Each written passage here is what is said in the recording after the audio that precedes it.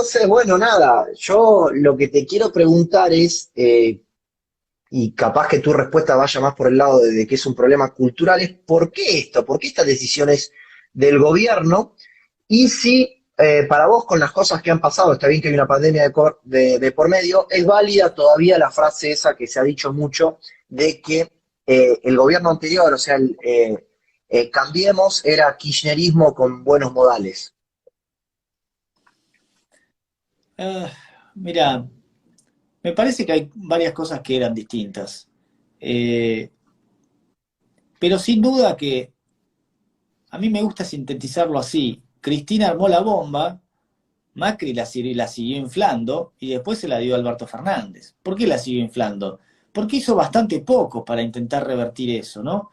Fíjate que el grave error del gobierno de Cambiemos se podría resumir a decir que hay una, una mala lectura, un mal diagnóstico, porque pensaron que con el gradualismo podían no hacer, evitar que el gasto suba, pero ir licuándolo con crecimiento. Lo que pasa es que justamente ese gasto tan monstruoso te impidió crecer.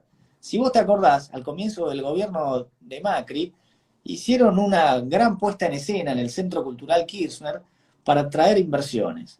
Y vinieron no Sí. sé cuántas personas de todos lados. ¿Y cuántas inversiones vinieron? Ninguna. Por una razón bastante elemental. Porque en Argentina es imposible ganar plata. Básico.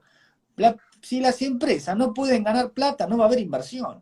Entonces, si las asesinás a impuestos, si las asesinás a regulaciones, consecuencia de un gasto enorme, no vas a tener inversiones. ¿Por qué? Porque al lado está Brasil, Uruguay, Chile, Perú, Paraguay y van al lado. Porque el capital no tiene nacionalidad. No, estos capitales argentinos, eso es toda una gran pavada. El capital no tiene nacionalidad. El capital va al lugar donde mejor lo tratan. Y en Argentina lo maltratan. Argentina es una máquina de expulsar capital. Y bueno, hay una marcha que probablemente conozcas que dice combatiendo al capital. Bueno, lo han logrado. No quedó nada. Se fue todo el capital. Bueno, felicitaciones. Y Miguel, hablando de esto de combatir al capital y todo, ¿qué te pareció el intento de intervenir y expropiar a la empresa Vicentín? Que dicho sea de paso, Alberto Fernández no sabía ni cómo se llamaba. Esta es una empresa que está acá en la provincia de Santa Fe, pronunciaba mal su nombre. Eh, ¿Qué te pareció esa medida por parte de Fernández o ese intento y cómo lo tomó la sociedad? Se ¿Me cortó, pudiste se te escuchar? cortó la pregunta. Ah, no, te estaba preguntando con esto de que estábamos hablando de combatir al capital, que qué opinión Sí. tenés de este intento que tuvo el presidente Alberto Fernández de querer intervenir y expropiar Vicentín y la reacción que tuvo por buena parte también de la sociedad, ¿no? De ir contra eso. La peor de las lecturas tengo, porque es la parte más visceral del populismo venezolano directamente. Además, Sí, fíjate el claro. disparate. Argentina dice que no puede pagar una deuda de 500 millones de dólares y después se quiere hacer cargo de una deuda privada de 1.350. Evidentemente había otras razones. Y después, No. ahora, fíjate que Alberto Fernández dice, no, yo fui adelante porque pensé que a la gente le iba a gustar. Un disparate sin igual. Además de que, bueno, había un juez en el concurso que se estaba haciendo cargo y ahora, aparentemente, a ver, Nacho, lo importante acá es que vos, cuanto más intervengas en el sector privado, más daño haces en la economía. Porque en definitiva, esto es una cuestión privada. Se tienen que arreglar entre los acreedores y Vicentín. Es cierto que está el Banco Nación también. Y si hubo algo mal hecho, bueno, tendrán que ver las consecuencias en la justicia. De hecho, le han inhibido los bienes se me va el nombre de quien era el director del Banco Nación, que era alguien A radical, Fraga, ¿no? a González Fraga. Eh, pero después tenés muchos acreedores que son productores que aparentemente pueden llegar a acordar diciendo, bueno, te damos acciones de la compañía. O sea, capitalizan la deuda. Y bueno, es decir, fíjate, cuando vos tuviste el 2001, tuviste una, un gran desfasaje entre lo que eran deudas en dólares, deudas en pesos, corralito, corralón, pero eso se fue neteando todo de manera privada y fueron encontrando la solución, ¿no?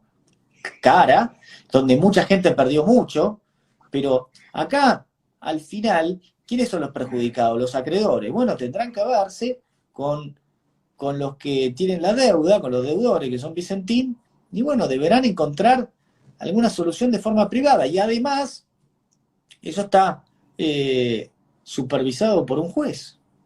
Así que el Estado no tiene nada que hacer ahí. Eso fue algo verdaderamente disparatado. Miguel, déjame hacerte una pregunta, esto es un poco a tu visión. ¿Estamos en camino a la peor crisis de la historia argentina? Te lo pregunto justamente por los números que se han ido dando a conocer. En el primer trimestre la economía cayó un 5,4%, nada más con 10 días de cuarentena. Ayer lo escuchaba hablar Orlando Ferreres, habló de que a él le da que va a caer un 12,5% el PBI. Lo escuché a Melconian hablar de un 14 también. Eh, nada, números que impactan, ¿no? Sin duda, mirá, yo no hago esos cálculos, pero como vos decís, las estimaciones están en torno probablemente con un promedio en el 11,5 y vas a tener algunos que están más, algunos que están menos. Fíjate que también va a depender de cuánto más dure la cuarentena. Creo que el gobierno Sí, finalmente claro. entendieron que la cuarentena está haciendo un daño enorme. Entonces, fíjate algo que es, a mi criterio, bastante extraño, Nacho. El gobierno está actuando como si su mandato terminara en 3 meses, como si todo este desastre lo fuera a pagar otro, pero lo van a pagar ellos. No es que se está pegando un tiro en el pie, se está pegando un tiro en los dos pies y se están cortando un par de dedos. Me parece de locos lo que está pasando en ese sentido, porque en todo este periodo, las empresas que lucharon por sobrevivir, los dueños de las pymes, se comieron todos los ahorros, se comieron los ahorros en pagarle a la gente, se comieron el capital de trabajo, y ahora ¿qué pasa? Cuando vos tenés esa situación, ¿cuál es tu capacidad para reaccionar una vez que te levanten la persiana? Y una vez que te levanten la persiana, hay actividades que van a reaccionar más y otras que, como vos dijiste, los bares, todo el mundo gastronómico. ¿Cuál va a ser la velocidad de recuperación? ¿Cuál va a En ser la la lona. velocidad de recuperación el sector turístico, como por ejemplo Iguazú, que además, como si fuera poco, se quedó sin agua? ¿Entendés? Sí. Eh, ¿Qué va a pasar con la temporada de invierno en San Martín de los Andes, Bariloche, Cerro Bayo, bueno, Esquel, toda la zona del sur, que depende de la nieve y que tiene 2, 3 meses al año donde probablemente eso represente el 70% de sus ingresos? ¿Qué va a pasar? Bueno, probablemente nada bueno.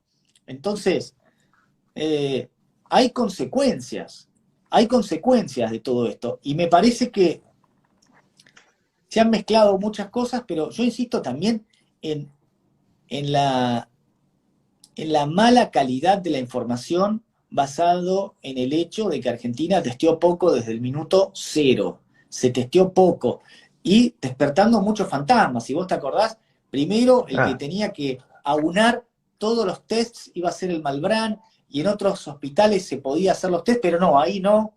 Y bueno, ¿sabés qué pasa? Cuando vos sos el mismo gobierno que decía que en Argentina la pobreza era el 5% y ahora sos el mismo gobierno que me tiene que reportar los números de infectados, y yo tengo motivos fundados para sospechar acerca de la validez de esos datos. Después uno dice, sí, pero los muertos son otros. Bueno, fantástico. Pero si nosotros no sabemos cómo crece el virus, si no sabemos dónde está la trazabilidad, es poco lo que se puede hacer para contenerlo, ¿no? no, y además cómo parece cómo los políticos usaron a el miedo de la sociedad, sobre todo al principio, que no se sabía bien qué pasaba con esto, en su favor hicieron una especie de malvinización de la situación. Yo me acuerdo de una propaganda que veía que salía San Martín, ¿no? El prócer, a gritarle cobarde al virus, como si el virus fuera valiente o cobarde. Y por el otro lado, me parece, ¿no? De que se le escuchó muchos, viste, cuando se habla de infectadura, creo que es correcto el término, porque lo único que se escuchaba eran a ciertos infectólogos, porque no era que se lo escuchaban a todos, y no se les daba bolilla a los economistas, que ahora sí le están dando bola porque se está viendo el desastre que se viene, pero además los que salían a hablar de esta situación de decir, che, hay gente que se va a morir de hambre, che, hay gente que necesita laburar, es como que te ponían de que vos estabas del lado de la muerte, ¿no? Como que Y, eras una pero especie de asesino. pero no sé por qué te sorprende, Nacho, porque en realidad El kirchnerismo y sus fanáticos buscan establecer determinados relatos. Así que sos amante de la muerte, te tenés que quedar en casa, si no sos una mala persona. Y ahora, bueno, no sé si vos probablemente, yo seguramente sea un odiador serial también. Pero bueno, hay mucha gente que está calificada ahora como odiadora serial. A mí me resulta, Un hater. sí, a mí me resulta, no sé, una cargada que nos digan eso, ¿no? Alberto Fernández, cuando el 9 de julio la gente sale a la calle y él dice que la gente está confundida, fue el 20 de junio, ¿no? Que había mucha gente confundida. Y bueno, eso es menospreciar a la gente, eso me parece que es una tontería también, ¿no? Hay gente que está confundida, sí, sí. Somos todos idiotas. Menos mal que lo tenemos a usted para indicarnos qué es lo que está bien y lo que está mal.